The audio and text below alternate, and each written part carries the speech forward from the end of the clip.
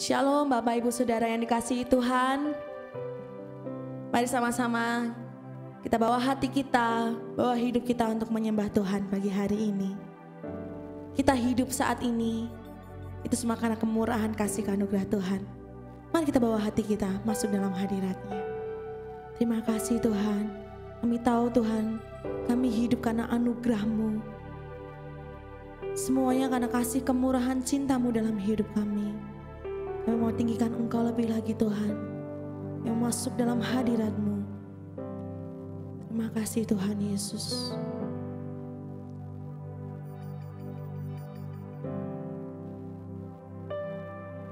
Ku hidup karena anugerah-Mu, tiada satu pun dapat ku banggakan, semua karena cinta-Mu.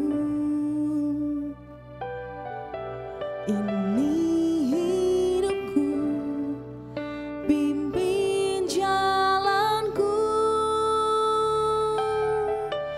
kasih-Mu mengubah hidupku. Kau memilihku, selamatkan hidupku, semua karena cinta-Mu. Ini hidupku, pimpin jalanku, Yesus pegang erat tanganku, ku tak dapat hidup di luar kasih-Mu. Bapa, jangan tinggalkan aku, Engkau alasan selama ku hidup. Ku hidup karena anugerah-Mu Tuhan.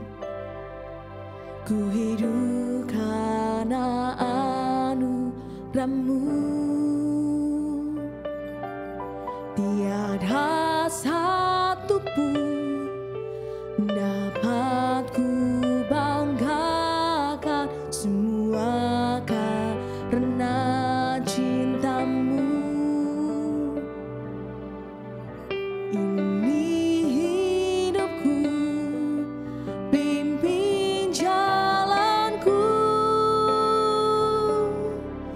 kasih-Mu mengubah hidupku. Kau memilih kami Tuhan, Kau memilihku, selamatkan hidupku, semua karena cinta-Mu.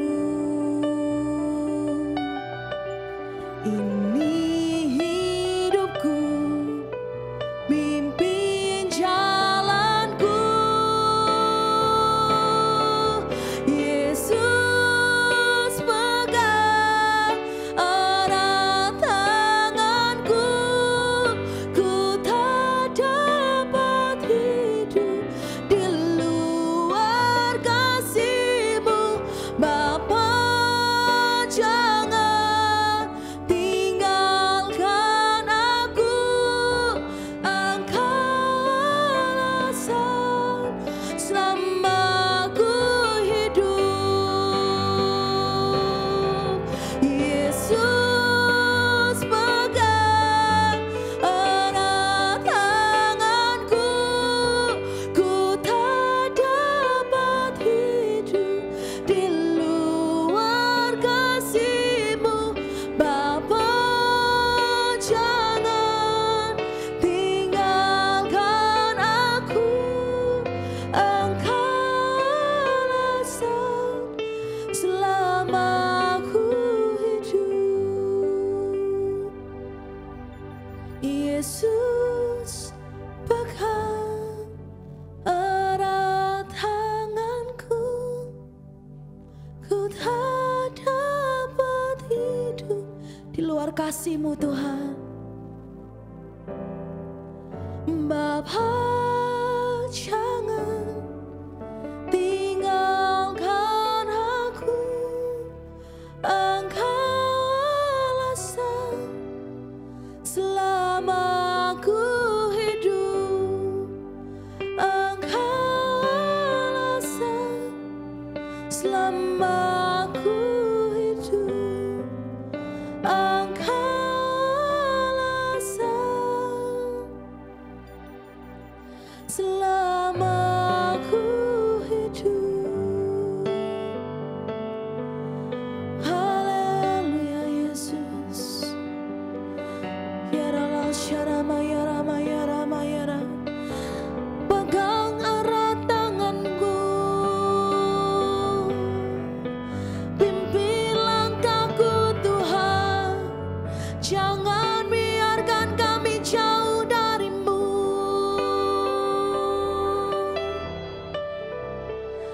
Pimpin langkahku, pegang tanganku. Kaulah alasanku hidup.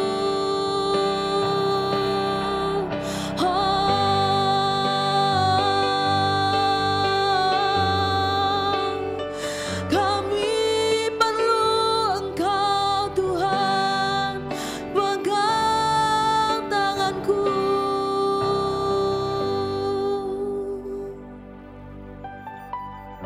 Yes, Tuhan. Kami perlu Engkau Tuhan untuk memimpin setiap langkah hidup kami. Kami tidak mau berjalan sendiri. Kami ingin Engkau berserta dengan kami. Terus memegang tangan kami Tuhan. Kami perlu Engkau dalam hidup kami Tuhan. Yes Tuhan. Terima kasih Tuhan untuk pagi hari ini. Engkau sungguh baik. Biarlah pujian ini Tuhan terus Tuhan ada dalam hati kami, kerinduan kami, yaitu rindu untuk terus Engkau pegang hidup kami, Engkau pimpin langkah hidup kami. Ya Bapa, sebentar kami mau belajar kebenaran firman-Mu. Biarlah Engkau yang berbicara Tuhan, pribadi lepas pribadi Tuhan. Engkau yang mengubahkan setiap hidup kami melalui firman-Mu itu Tuhan. Thank you Jesus. Terima kasih untuk pagi hari ini. Kau memberkati hamba-Mu yang akan menyampaikan kebenaran firman-Mu.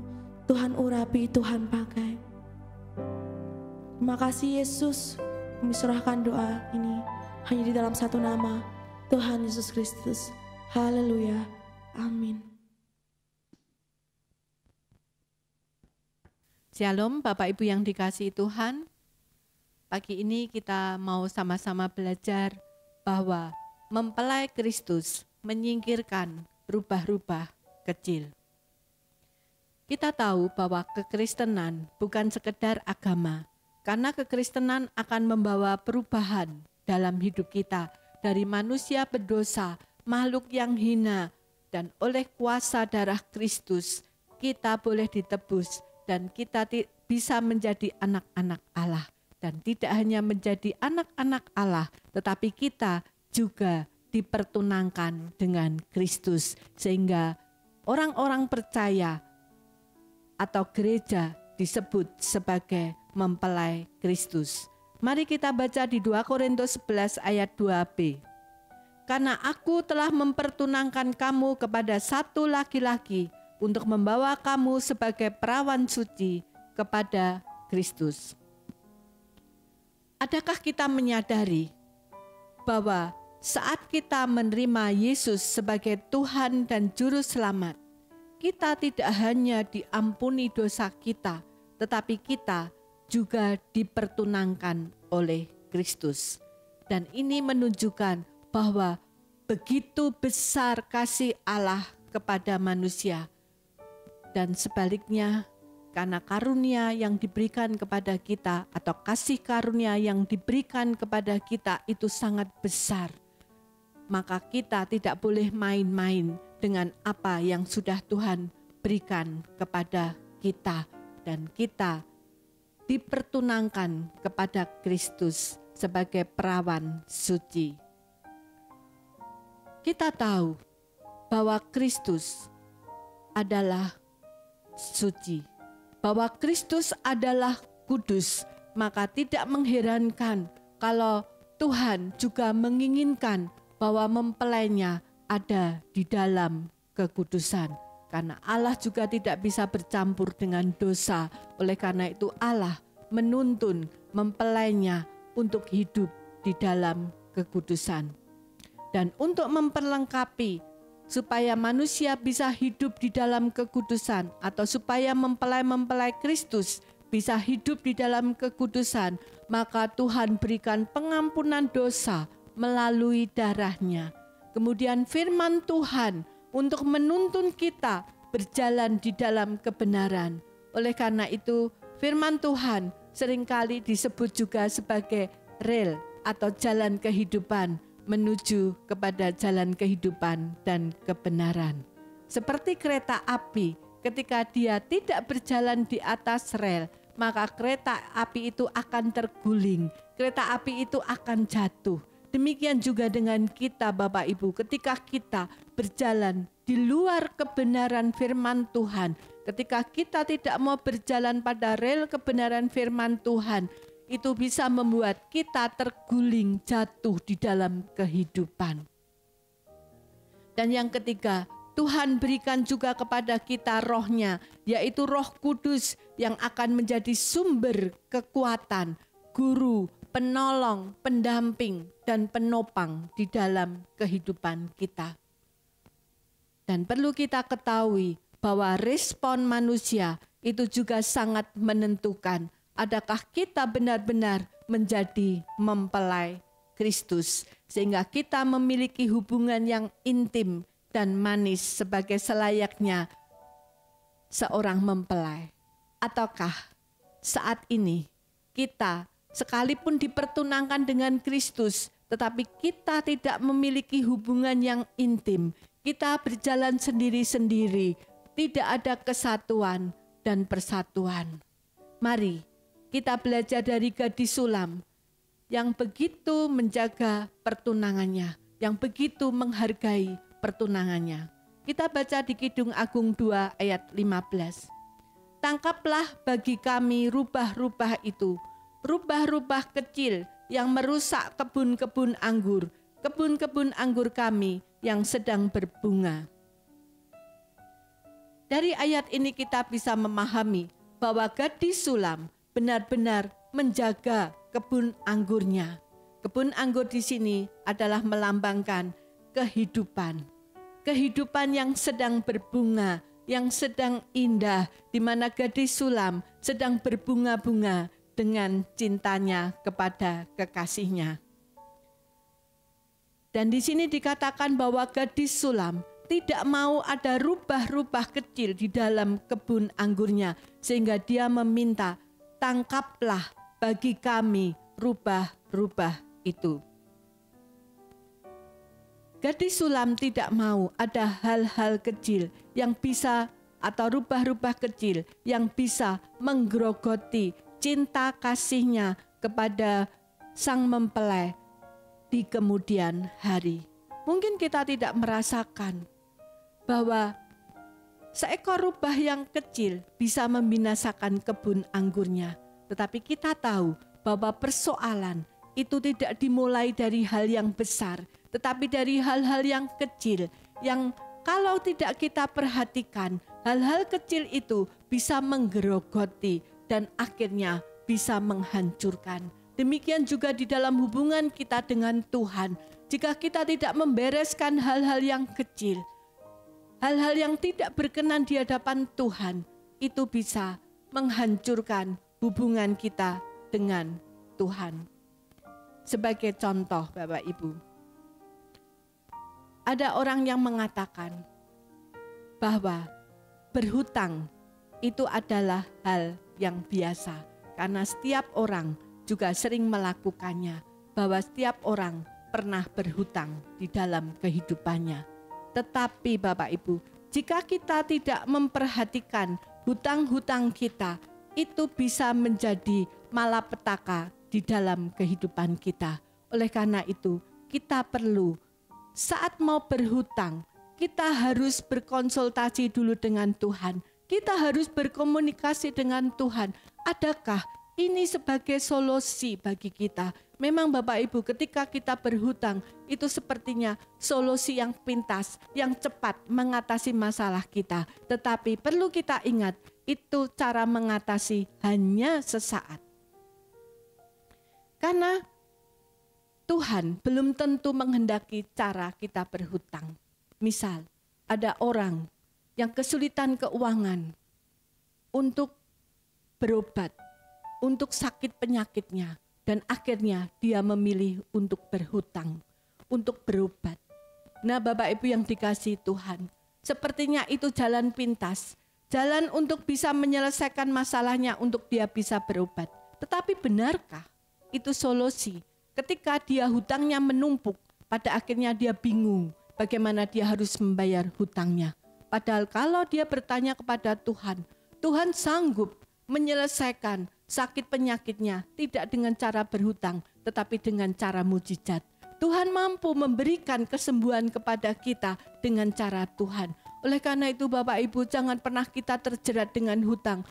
Juga misalnya hutang untuk makan dan sebagainya. Mungkin kita berkata, karena kita tidak punya uang dan perut kita lapar, kita harus berhutang untuk mengisi perut kita. Tetapi ada cara Tuhan sebenarnya yang Tuhan pakai. Mungkin Tuhan akan pakai orang lain memberkati kita, tetapi kita sudah terlanjur memilih jalan kita sendiri, memilih untuk berhutang. Bapak Ibu yang dikasihi oleh Tuhan, hutang enak pada saat kita menerima, tetapi berat pada saat kita membayar. Apalagi hutang bunga berbunga. Oleh karena itu Bapak Ibu yang dikasihi Tuhan, jangan pernah mengambil jalan pintas. Demikian juga dengan kebohongan. Mungkin Bapak Ibu berkata, bohong itu hal biasa karena setiap orang pernah melakukan kebohongan. Tetapi kita harus ingat bahwa kebohongan tidak mungkin hanya sekali kita lakukan, karena kebohongan itu akan beruntun. Ketika kita sekali berbohong, maka akan diikuti oleh bohong berikutnya, dan berikutnya. Sebagai contoh Bapak Ibu, mungkin Bapak Ibu bangun kesiangan sehingga terlambat ke kantor.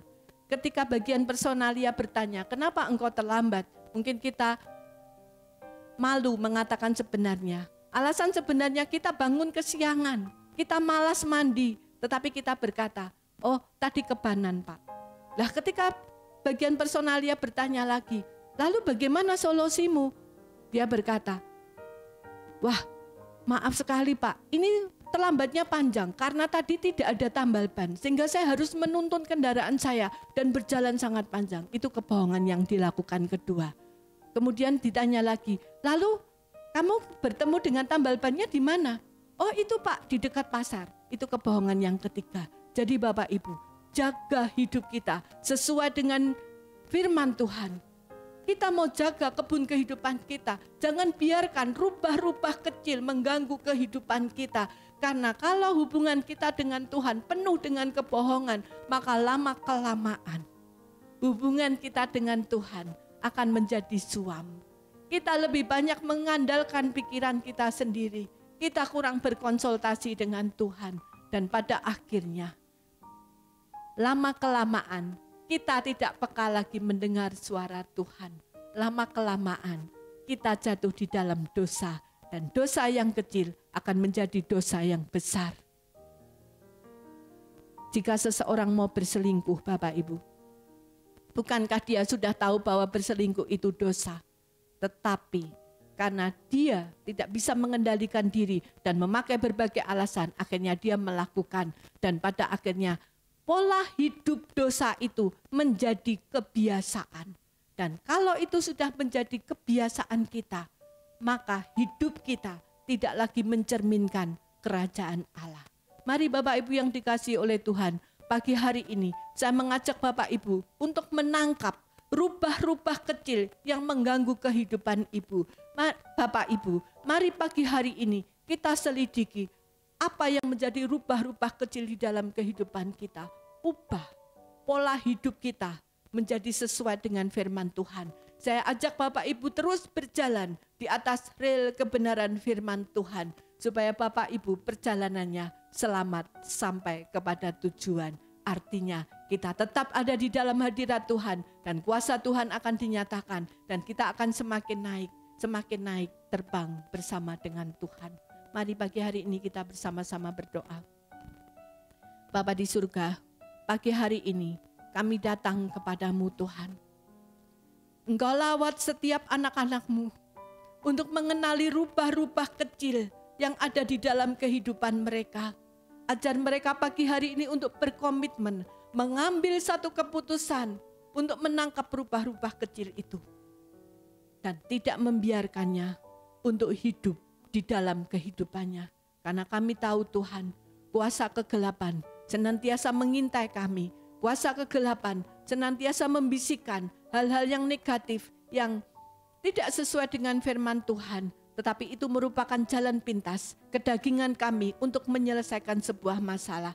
Tetapi pagi hari ini Tuhan, hikmat-Mu turun mengalir atas setiap anak-anak-Mu yang mendengarkan firman Tuhan pada pagi hari ini. Sehingga kuasa mujizat-Mu terus ada di dalam kehidupan mereka. Semakin hari, semakin mereka menangkap rubah-rubah kecil, menyingkirkannya dan mengubahnya menjadi pola hidup Kristus. Karena kami tahu gaya hidup anak-anak-Mu bukan lagi gaya hidup dunia, tetapi gaya hidup Kristus. Terima kasih Bapa, di dalam nama Yesus kami percaya Engkau sedang mendandani kami. Engkau terus akan mengubah hidup kami sehingga kami memiliki gaya hidup Kristus dan boleh menjadi berkat bagi setiap orang dan memuliakan nama-Mu. Di dalam nama Tuhan Yesus kami berdoa. Haleluya. Amin.